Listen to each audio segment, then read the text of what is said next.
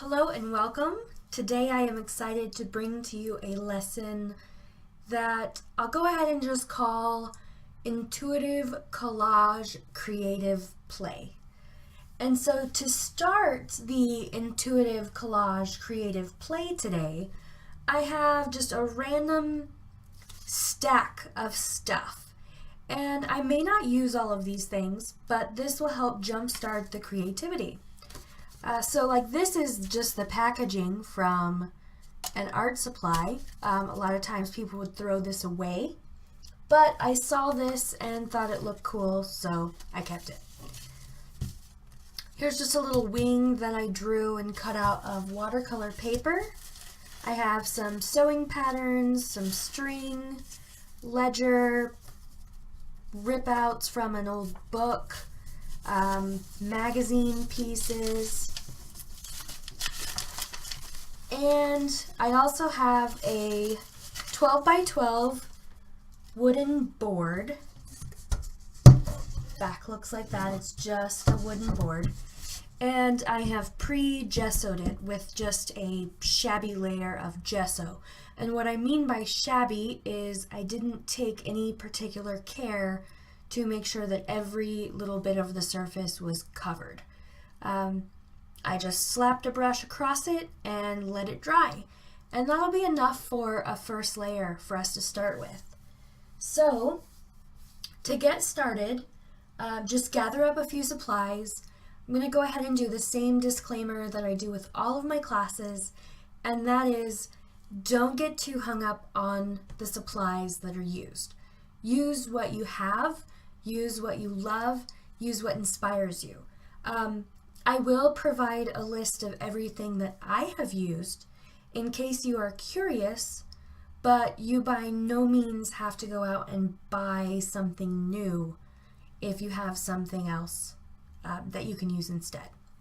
So with that said, let's go ahead and get started and see what we can come up with in our intuitive collage play. Okay, I'm going to start by going through our stash of stuff and putting down a layer of matte medium. This one is a Deco Art Media matte medium, and then I have a just kind of rubber straight edge that I pull across it to really flatten it down and also relieve any bubbles. So you want to put matte medium underneath your collage and then also on top. And I'm just randomly putting pages down. Some of them are word pages, patterns, magazine pages, and I'm not worrying about covering up the board completely, though I do use quite a bit of collage in this one.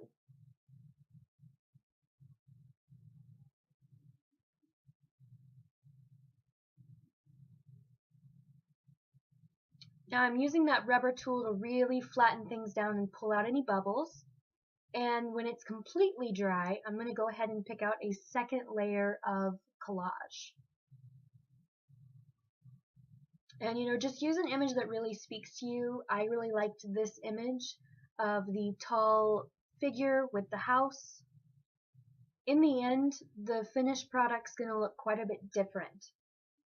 So don't worry too much about it. But in the same manner as the last collage, just put down matte medium underneath and then above and pull it flat.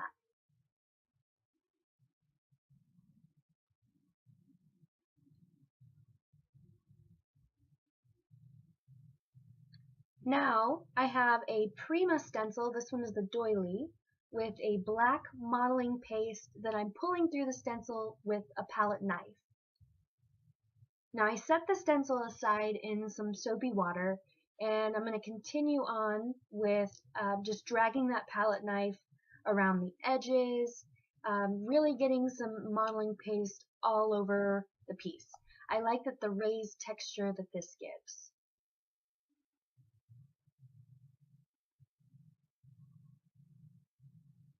Okay, now I have that wing that I had used earlier, which I cut down, and I put a layer of distress stain. This one is the walnut, and then I picked up a wet brush to move it around. I'm going to set it aside and also bring in some of the distress stain throughout the project, especially in the areas where I lay down the sewing pattern. It holds it really well.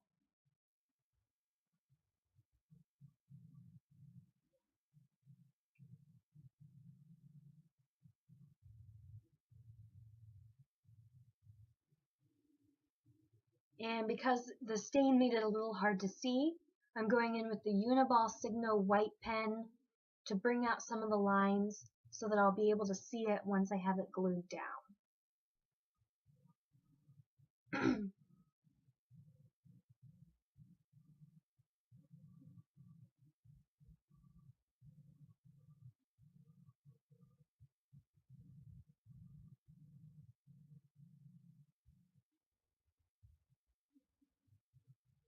And now I'm going to use E6000 glue to glue this wing down to the board. And I'm doing it this way because I want the wing to be a little bit raised up. I don't want it to be completely flat. Now I'm pulling out some DecoArt Media fluid acrylic, and this one's in carbon black.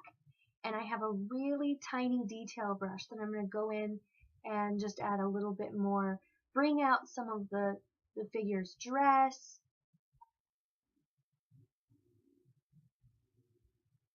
and just add a little bit of paint here and there.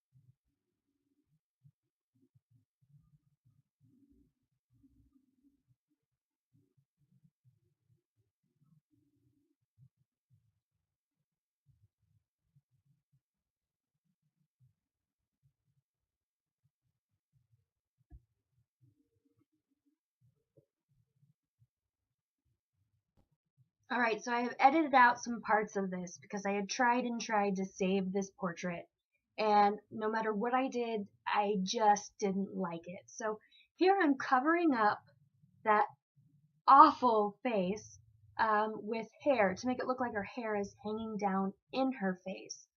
And while this may be a little bit of a cop-out, I think I like it better this way anyway. We don't necessarily need to have a face in every painting that we do. And in this case, the portrait was just going to be so small that I couldn't really get any fine details in there to make it look like a face that I normally make. It just wasn't fitting in with my style, and it was looking a little bit more like horror movie-esque. So I like it a lot better with the hair covering the face, and I'm going to go in and darken up some of the wing as well. The figure is so dark that I think that the wing should match it.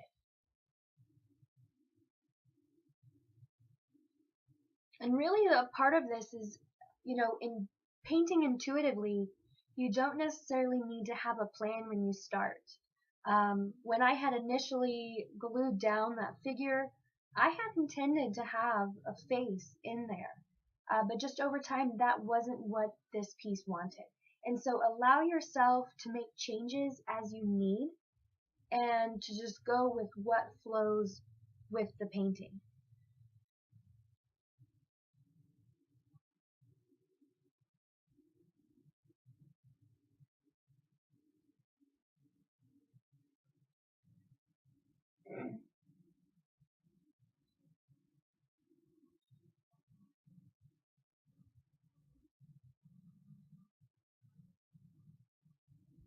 I'm pulling in some whites on my paintbrush, and so it's blending in with that black and turning into a more gray towards the bottom.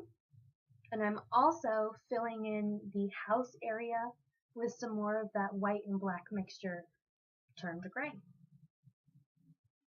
While the painting's still wet, I'm bringing in some darker black around the edges.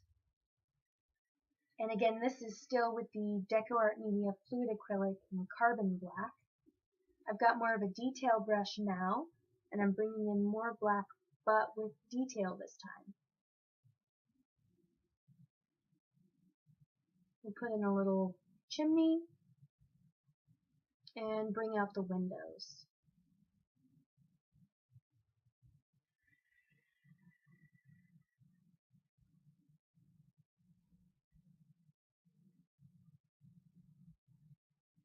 And I started to do a door and ended up liking the idea of the house without the door better.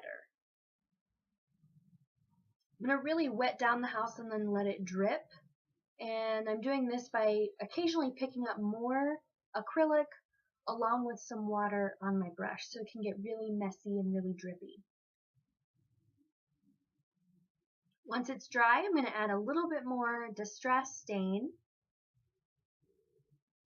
and just use a wet brush to move it around and also let it drip down the project. Now I'm going to dry it completely with my heat tool before I move on much further. Okay, so now it's time to add just some white highlights. And again, this is going to be different for your project. You're not going to use the same layering elements that I did. So just play around with your white pen, adding white highlights. With the Uniball Signo pen, if I add a white highlight somewhere and I don't really like how it turned out, you can use just a wet brush and pull it up and then dry it and reapply it.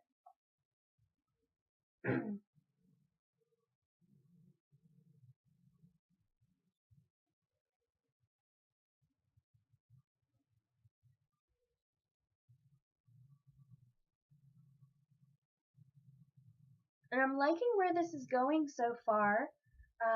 I think that I'm going to go ahead and use a metallic steampunk copper from Prima. This is the Art Alchemy paint around the edges and around the top of that doily stencil. And then I have a new art supply that I'm going to work with today, and this one is from Stampendous, and it's called the Encrusted Jewel Kit. And then I also have some chunky clear embossing powder. This isn't a supply that I've ever really used before, but I'm finding that it's so much fun to infuse in my mixed media paintings. And you just kind of dust it all over the piece, and then you bring out the heat tool, and you need to heat this from below. If you heat on top, the heat gun's just going to blow all of the embossing powder all over the room, which I had to learn from trial and error as well. Now I'm going to add just a little phrase, in this case it is Wild Soul, and we are finished with our mixed media painting. I cannot wait to see what you come up with, and I hope that you will utilize the Facebook group and share what you have going on.